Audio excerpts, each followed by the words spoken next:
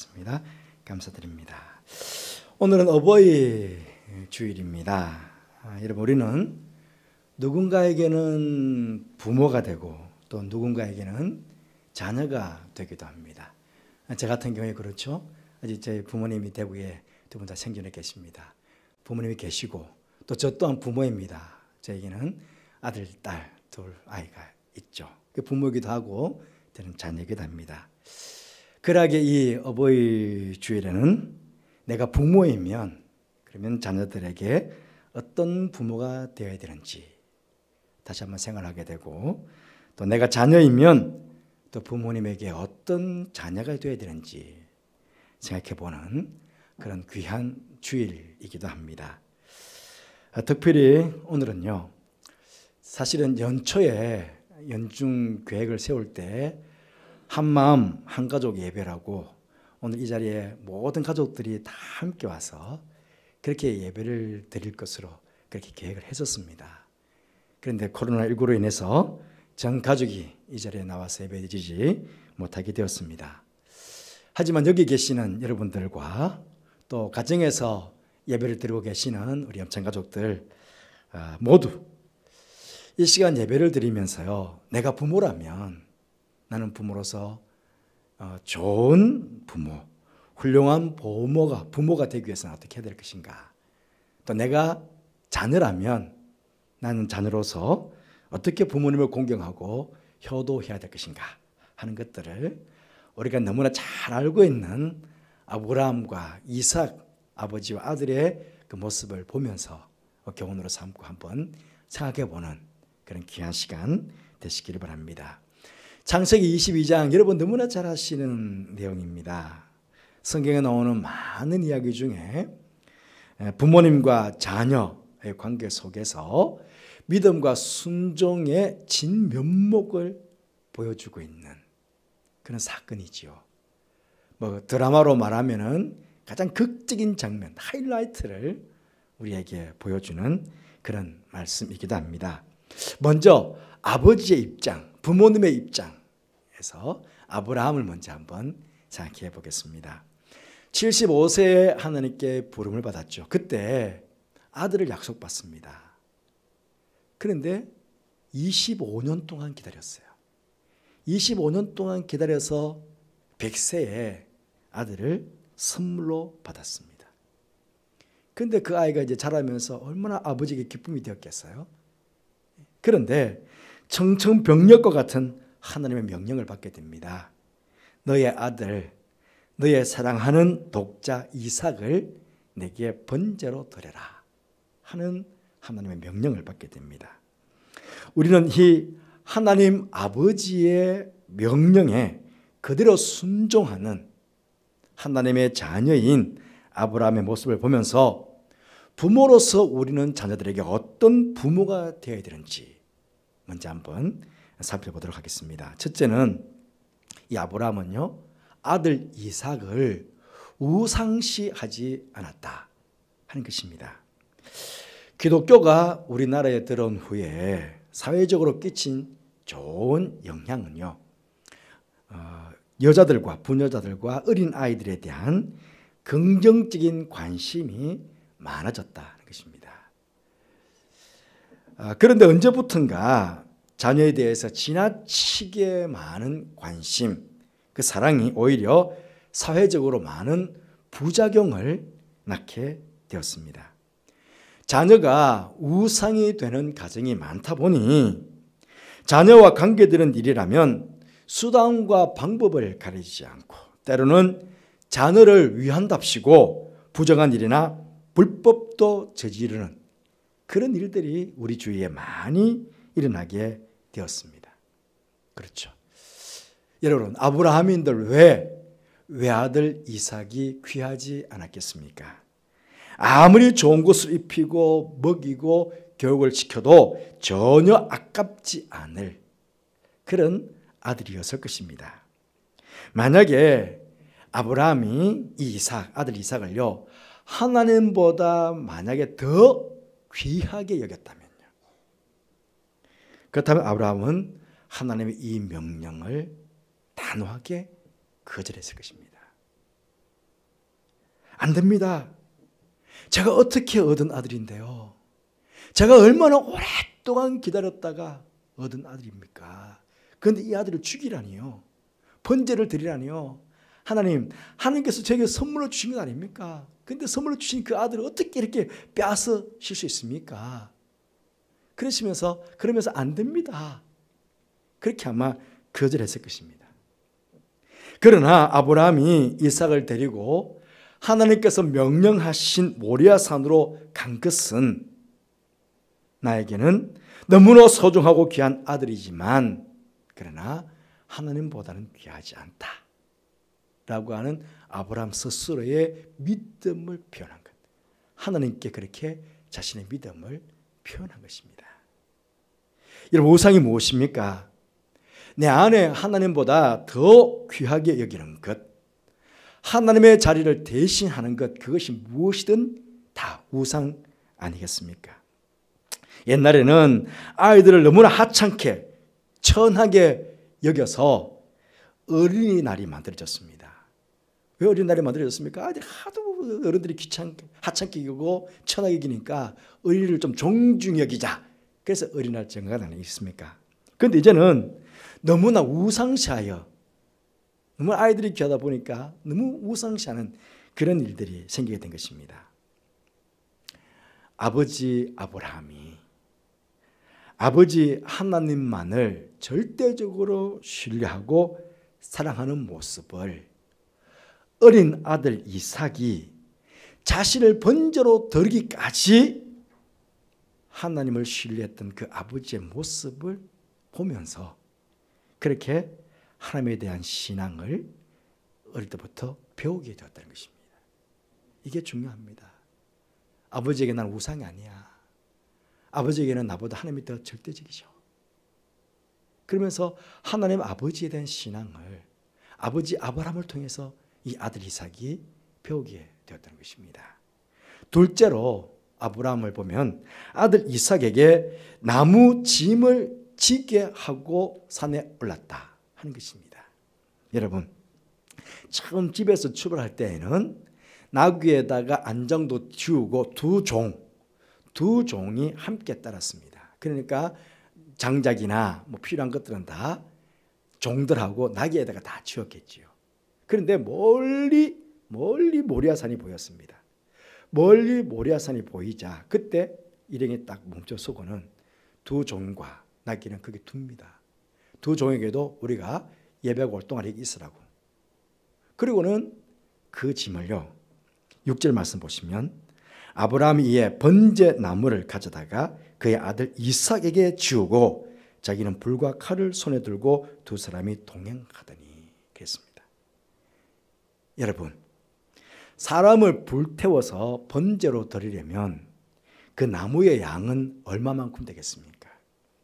가끔씩 절에서 스님이 돌아가시면 다비식을 하잖아요. 그때 보면 나무의 장작이 대단합니다. 엄청나죠.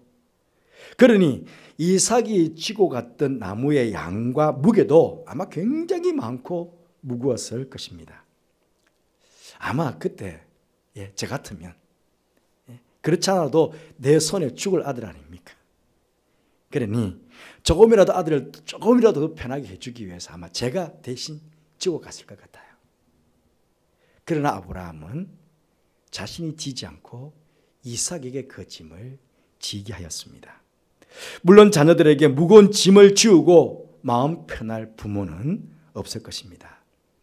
할 수만 있다면 자녀 대신 내가 죽고 싶고 자녀 대신 내가 아프고 싶고 자녀 대신 내가 시험도 치고 싶은 그런 심정은 아마 부모라면 모두가 가지는 심정 아니겠습니까? 하지만 여러분, 우리는 각자가 져야 할 짐이 있습니다. 부모로서의 짐이 있잖아요. 불과 칼을 손에 들고 갑니다. 불, 칼, 아이들에게 주면 안 되죠. 각자의 역할이 있는 것입니다. 우리 자녀들도 자녀가 스스로 져야 될 짐이 있다는 것입니다. 자녀들이 어려운 시험을 치르는 것을 보지 못해서 부모가 대신 시험을 친다면 어떻게 되겠습니까?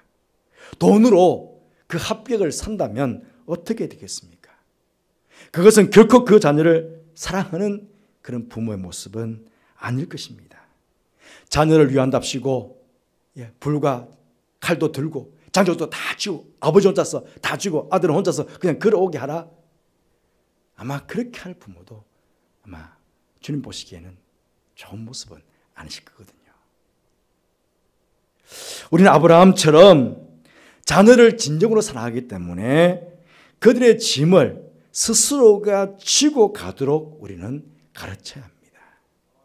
그럴 때 우리 자녀들은 어느 곳에서나 자신의 책임을 다하는, 지금까지 아빠가 엄마가 그 책임을 다 감당해 왔다면, 아들 대신 다 감당해 왔다면 그 아이가 어떻게 자신의 책임을 감당해 나갈 수가 있겠습니까?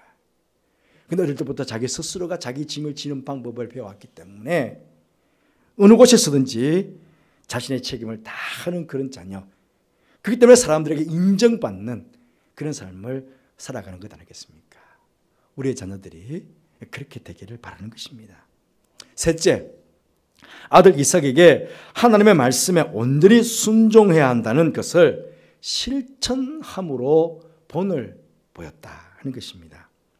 우리 신앙인들은요, 자녀들의 학교 교육도 중요하고 또 세상에서 출세하는 것도 중요하고 또 좋은 배우자를 만나 결혼하는 것도 아주 중요합니다만은 이것보다 더 우선해야 한다는 것은 신앙 교육을 바르게 해서 하나님의 말씀에 순종하며 사는 자녀들, 그 자녀들이 우리는 부모로서 되게 해야 한다 하는 것입니다. 집에서 출발할 때요, 이삭이 아버지에게 물었습니다. 아버지, 불과 나무는 있는데 번제에 드릴 어린 양이 어디 있습니까? 그렇게 물었습니다. 그때 아브라함은 8절 말씀에 이런 이야기합니다. 아브라함이 이르되 내 아들아, 번제할 어린 양은 하나님이 자기를 위하여 친히 준비하시리라. 그렇게 대답했습니다. 여러분, 이 말씀 속에, 이 말 속에는요, 아브라함은 하나님의 인도하심과 하나님께 대한 절대적인 믿음을, 순종을 지금 아들에게 가르치고 교육하고 있는 것입니다. 물론 그 순간 이 이삭은 아버지의 이 말씀을 온전히 이해하지 못했을 것입니다. 하나님 아버지에 대한 이 절대적인 아버지의 믿음, 이것을 이 아들은 아직도 몰랐을 수 있습니다. 그렇잖아요? 하지만 이제 모리아산에 도착했습니다. 모리아산에 도착해서 아브라함이요, 먼저 제단을 샀습니다. 제단을 샀고 그 위에 나무 장작을 올립니다. 그리고 이삭을 결박해서 나무 장작에다가 이삭을 올렸습니다. 거기까지 했는데 그때 이제 칼을 들어서 이제 마지막으로 이삭을 찌르는 순간에 하나님의 사자가 아브라함을 부릅니다. 그때 말씀이 12절 말씀입니다. 사자가 이르되 그 아이에게 내 손을 대지 말라. 그에게 아무 일도 하지 말라. 내가 내 아들 내 독자까지도 내게 아끼지 아니했으니 내가 이제야 내가 하나님을 경외하는 줄을 아노라. 여러분, 이 이야기를 누가 듣고 있는 것입니까? 아브라함은 듣고 있습니까? 아니요. 장작 덤 위에 꽁꽁 묶여서 눕혀 있었던 이삭도 같이 들었습니다. 아브라함은 들은 게 아닙니다. 아들 이삭이 듣고 있는 거예요. 아버지가 하나님께 인정받고 계시는구나. 그렇지만 이삭이 듣고 있는 거예요. 두 번째로, 근데 아버지 말씀대로 이제 딱 보니까 아버지가 뭐라고 했습니까? 친히 하나님께서 예비하실 거라고. 그 순양이 탁 옆에 나무에 걸려 있는 거예요. 그 순양을 잡아다가 제사를 드렸는데 그때 또다시 두 번째로 하나님께서 아브라함에게 나타나십니다. 15절부터 18절까지 말씀인데, 여호와의 사자가 하늘에서부터 두 번째 아브라함을 불러 이르시되 여호와께서 이르시기를 내가 나를 가르쳐 맹세하노니 내가 이같이 행하여 내 아들 내 독자도 아끼지 아니하였은즉 내가 내게 큰 복을 주고 내 씨가 크게 번성하여 하늘의 별과 같고 바닷가의 모래와 같게 하리니 내 씨가 그 대적의 성문을 차지하리라. 또 내 씨로 말미암아 천하 만민이 복을 받을 것이니 이는 네가 나의 말을 준행하였음이니라. 여러분, 너의 씨가 누구입니까? 이삭이지 않습니까? 가장 가까이에 있는. 물론 이 말씀 속에는 메시아의 사상이 포함되어 있습니다만 그 순간은 이삭입니다.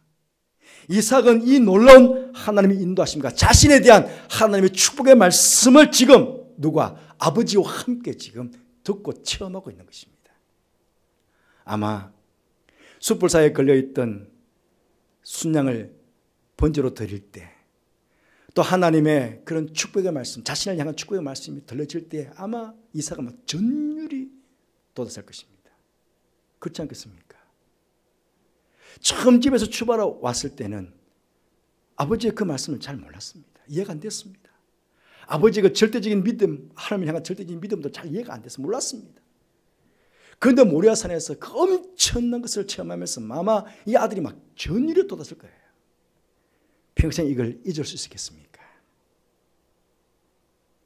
하나님 아버지의 말씀 믿음으로 순종하면 하나님 아버지께서 인도하시고 복을 주신다는 이 참된 교육을 육신의 아버지로부터 배우게 했던 것입니다. 이 얼마나 멋진 모습입니까? 그러면 아들인 이삭의 입장에서 한번 보시죠. 이삭은 꽃다운 나이에 졸지에 불태워져 죽임을 당할 그런 처지가 되었습니다. 하나님 아버지께 철저하게 순종하려는 아버지 아브라함 때문에 자신은 제대로 인생을 한번 살아보지도 못하고 그것도 번제물이 되어 아버지의 손에 죽게 된 것입니다. 여러분, 아브라함은요 그때 믿음이 있었습니다. 무슨 믿음요?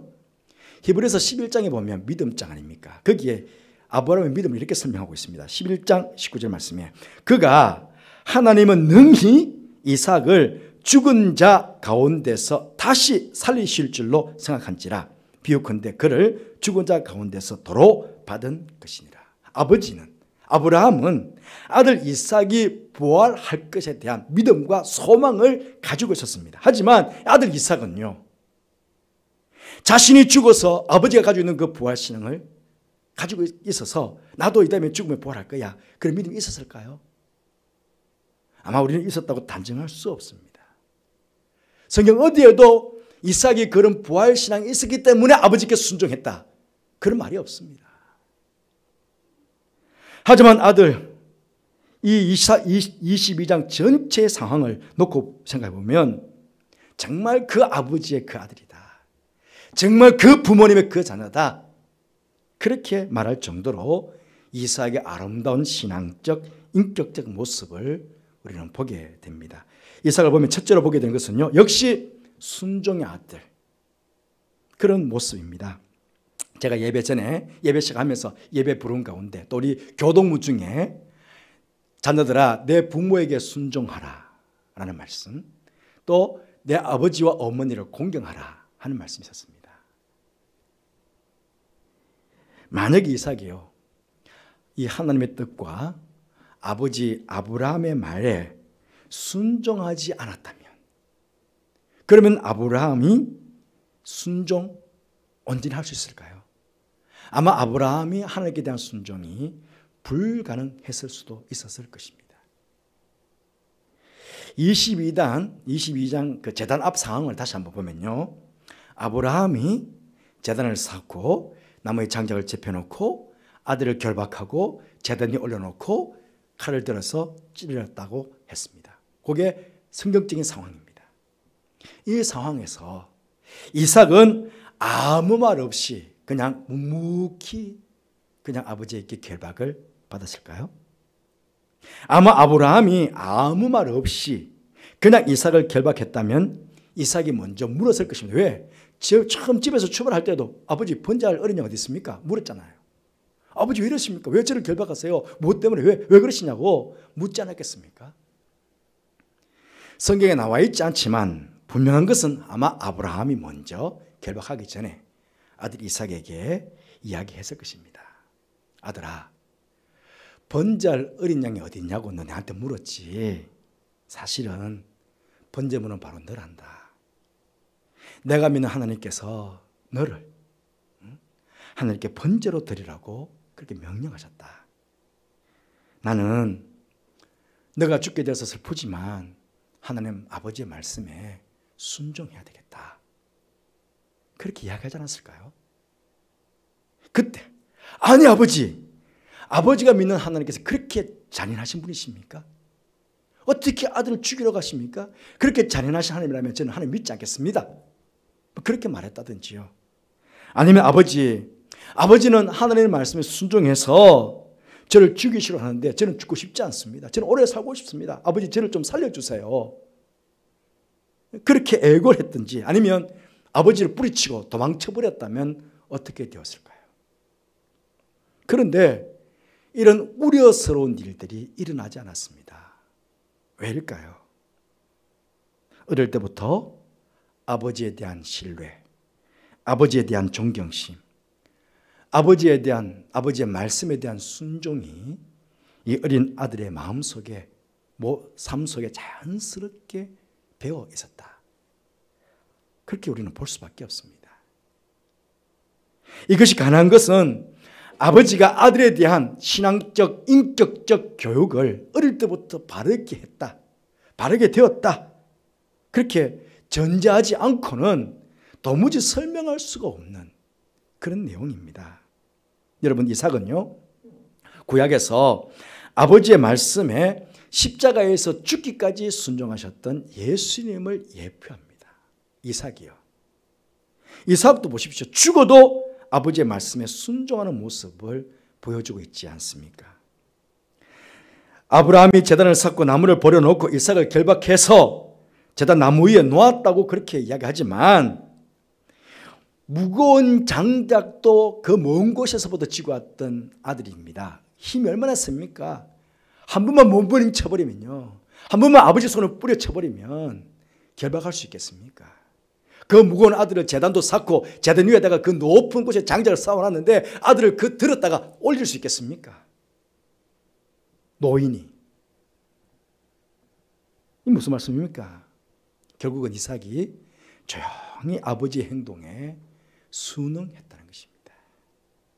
스스로 결박된 채 아마 이삭 스스로 올라갔을 거예요. 아버지 무거우시니까 제가 할게요. 제가 올라가겠습니다. 아버지가 올랐다고 그러지만 아마 이삭 스스로가 그렇게 올라갔을 거라는 것입니다. 아들의 이런 순종이 결국은 아버지의 순종을 더욱 빛나게 한 것입니다. 얼마나 멋진 모습입니까? 이것이 바로 부모님에게 진정으로 효도하는 자녀들의 모습 아니겠습니까? 둘째로 보게 되는 것은 아버지를 공경하는 모습입니다. 여기 공경은 소중히 여기다, 귀중히 여기다, 존중하다 하는 그런 의미가 있습니다. 부모님을 소중히 여기고 부모님을 귀중히 여기고 부모님을 존중한다는 말은요, 바꿔 말하면 그런 부모님의 말, 부모님의 행동조차도 소중히 여기고 귀중히 여기고 존중히 여긴다 하는 그런 말이 됩니다. 자, 멀리 모리아산이 보였습니다. 멀리 두 종도 있습니다. 그리고 나귀도 있습니다. 그런데 종에게 메어왔던 그 장작을 아들아, 자 메어라, 맵니다. 그 순간 아버지의 그 이해할 수 없는 행동이었지만 아버지 왜 종들에게 지우지 않고 저에게 지웁니까? 그렇게 따져 묻거나 아버지 저렇게 멀리까지 가야 되는데 조금 더 가십시다. 가까이 가서 가도 안 됩니까? 그렇지 않아요. 멀리 보이는데 왜 그까지 갑니까? 좀 나귀에게 또 종에게 좀 더 지어가지고 저 산 가까이 가서 가도 안 됩니까? 그래 가십시다 할 수 있잖아요. 그런데 따져 묻거나 자기에게 지어지는 그 일에 대해서 반항하지 않았다는 것입니다. 무엇입니까? 잘 이해되지 않았지만 아버지의 그 행동, 그 결정이 잘 이해되지는 않았지만 아버지의 그런 결정을 이 아들이 뭐합니까? 존중했다는 것입니다. 그리고 그렇게 따른 것입니다. 우리라면 당연히 그러겠죠. 아버지 왜 이러십니까? 아니 종들인데 종들한테 지우지 왜 저한테 지우십니까? 좀 가까이 가십시다. 좀 합리적으로 그렇게 말할 수 있잖아요. 그런데 아버지의 이해할 수 없는 결정이었지만 그 결정을 존중하는 것입니다. 또 번제할 양도 없습니다. 산에 올라가서 제단을 쌓고 나무 장독도 다 펴놓았습니다. 그래도 번제할 양이 없었습니다. 하지만 이삭 처음 아버지가 하나님께서 예비하실 것이라는 그 아버지의 말씀 무시하지 않았다는 것입니다. 아버지 어디 있습니까? 아버지 뭐 예배하신다면서요? 그 어린이 어디 있습니까? 우리는 간혹 어르신들이 그렇게 할 때에 우리가 어르신들의 말을 무시할 때가 있어요. 저도 가끔씩은 부모님한테 그럴 때가 있거든요. 그 부모님의 말씀을 무시할 때가 있는데 그 아버지의 그 말을 이 아들이 무시하지 않고 끝까지 지금 존중히 여기고 있다는 것입니다. 마지막으로 자신을 결박하여 죽이려 할 때 아버지에게 대항하지 않고 도망가지 않았습니다. 아버지 하는 그 행동 그 자체를 그냥 그대로 아버지를 존중하기 위해서 그냥 받아주는 것입니다. 바로 부모님을 공경하는 이삭의 모습, 부모님의 결정, 부모님의 말씀, 부모님의 행동, 그것들을 귀하게 여기고 그것들을 존중하기는 그런 아들의 모습인 것입니다. 정말 예수님 닮은 모습 아닙니까? 말씀 결론을 맺겠습니다. 여러분, 아브라함처럼요, 자식은 부모의 면류관이라고 했습니다. 부모님께 순종하고 공경하는 자식으로 인해서 그 부모님이 하나님께 그 믿음을 인정받는다면 그 이상 부모님의 기쁨과 부모님의 행복이 되겠습니까? 부모님 머리에다가 면류관을 씌운 거예요. 사실은 이삭이 아버지 아브라함의 머리에다가 면류관을 씌운 거예요. 이제 내가 너 나 경유하는 것을 알겠다. 하나님께 인정받았잖아요. 이삭 때문이에요. 사실은